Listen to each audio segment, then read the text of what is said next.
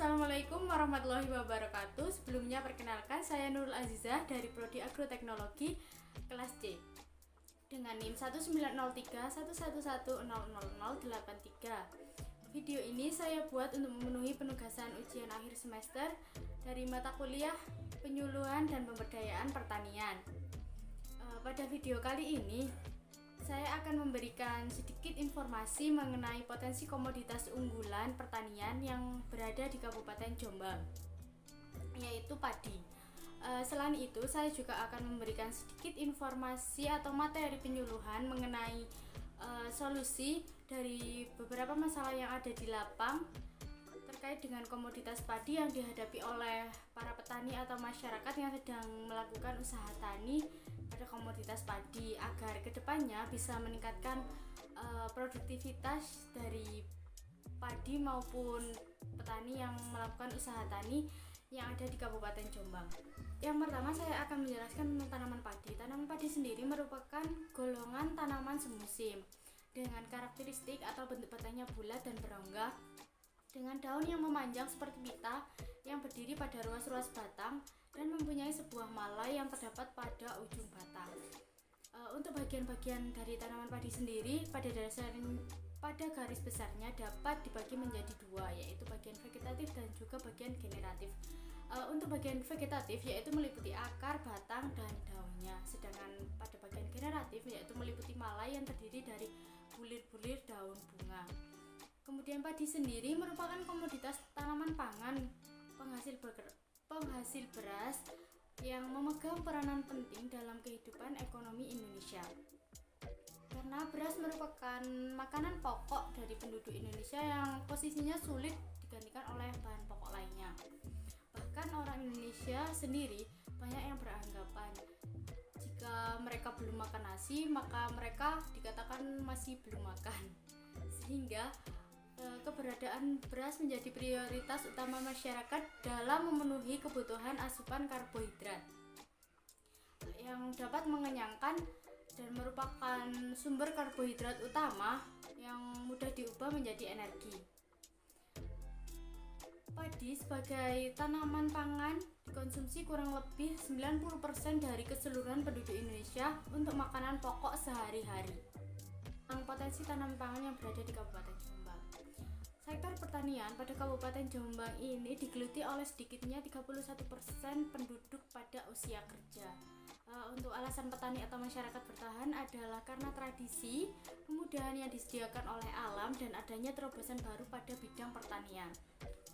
Untuk kesuburan dari tanah di Kabupaten Jombang sendiri konon dipengaruhi oleh material letusan Gunung Kelut yang terbawa arus deras Sungai Brantas dan Kali Konto serta sungai-sungai kecil lainnya.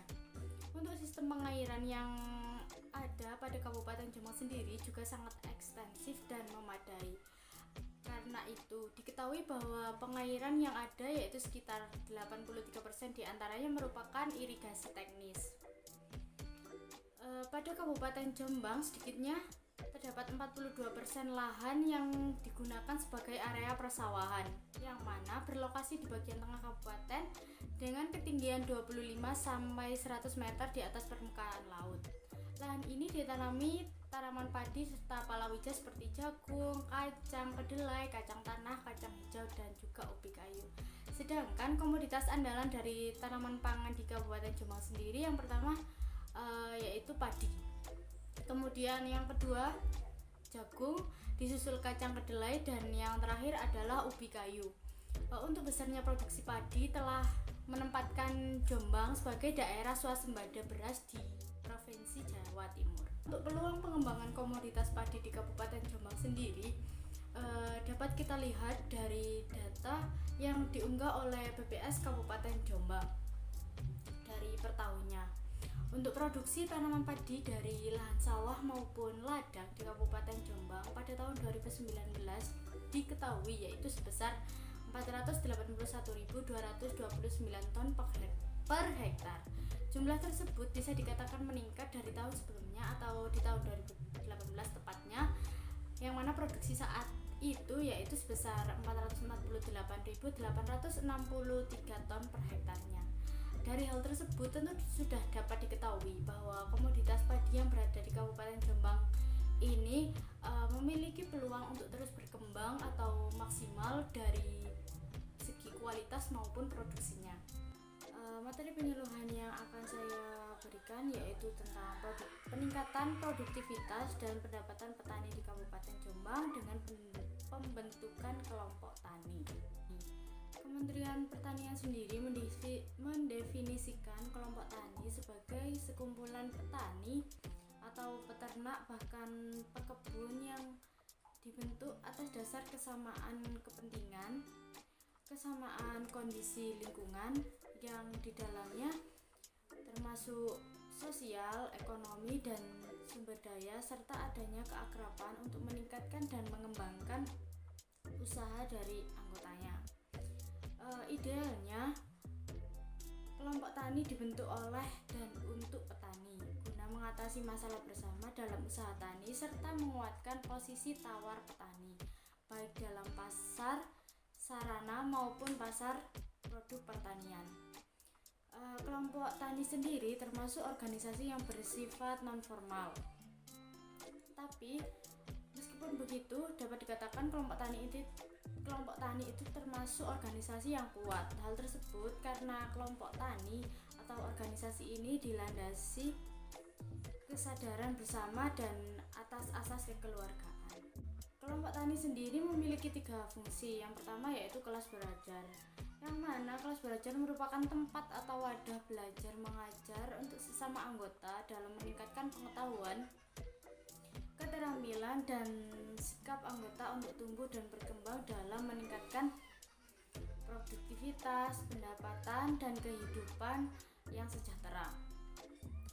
Untuk fungsi yang kedua yaitu wahana kerjasama, yang mana merupakan tempat untuk memperkuat kerjasama baik antara sesama anggota kelompok tani maupun juga sesama kelompok tani atau pihak lain, sehingga usaha tani yang dijalani akan lebih efisien dan mampu menghadapi ancaman dan tantangan yang ada. Yang ketiga yaitu sebagai unit produksi, di mana usaha tani dari setiap anggota kelompok merupakan satu kesatuan usaha yang dapat dikembangkan untuk mencapai skala ekonomi usaha dengan tetap menjaga kualitas, kuantitas, dan keberlanjutan atau kontinuitas produksi. Selanjutnya kita akan masuk ke permasalahan yang dihadapi oleh petani komoditas padi yang ada di Kabupaten Jombang. Dalam melakukan usaha tani tentu saja terdapat kendala yang muncul atau dihadapi oleh petani dengan bijak, karena meskipun sedikit atau banyak tentu saja terdapat kendala yang muncul saat melakukan usaha tani.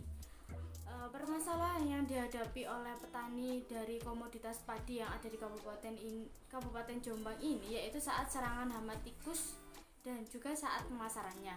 Bahkan hama tikus ini sudah menyerang saat padi baru disemai, sehingga seringkali bibit padi yang akan ditransplantingkan ke lahan dan awalnya sudah sesuai itu mengalami kekurangan, sehingga petani perlu mencari tambahan bibit dengan membeli dari petani lain yang memiliki kelebihan bibit.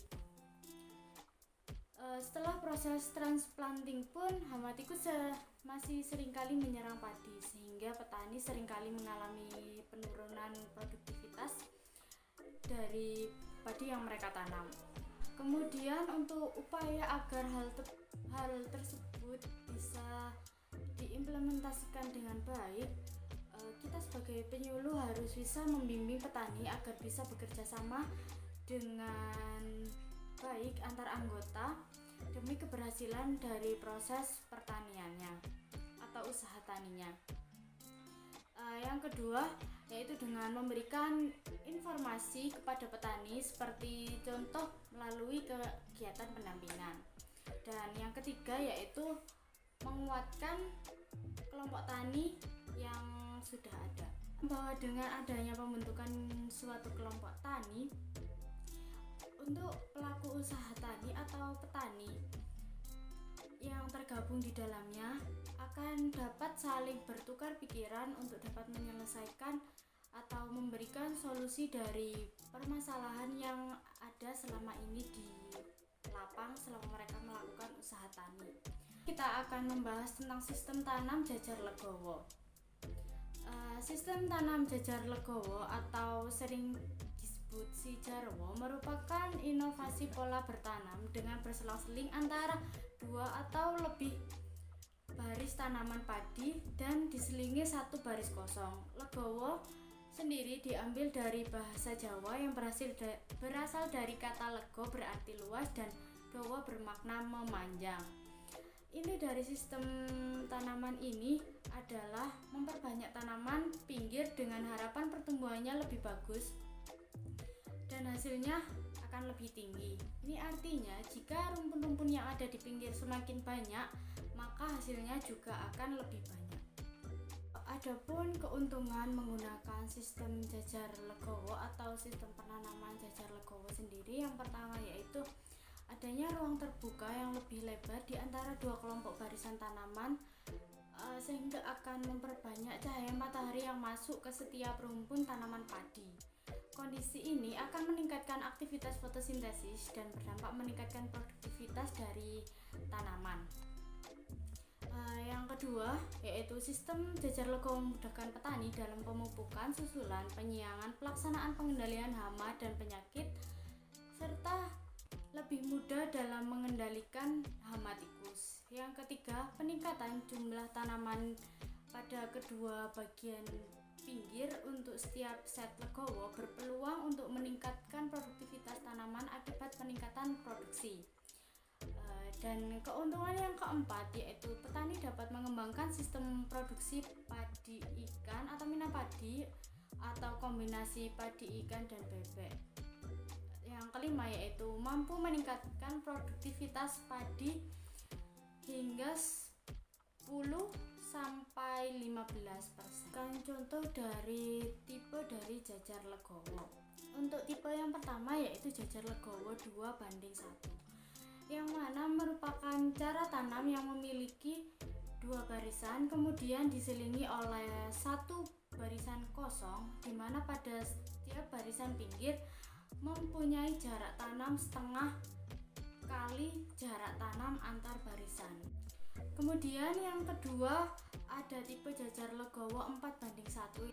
Untuk tipe yang pertama dapat dilihat di gambar bahwa sistem tanam legowo 4:1 merupakan pola tanam legowo dengan keseluruhan baris mendapat tanaman sisipan, yang mana pola ini cocok diterapkan pada kondisi lahan yang kurang subur karena dalam setiap barisannya terdapat lebih banyak tanaman jika dibandingkan dengan tipe 2:1, di mana sistem tanam legowo 4.2 tipe 2 merupakan pola tanam dengan hanya memberikan tambahan tanaman sisipan pada kedua barisan tanaman pinggir.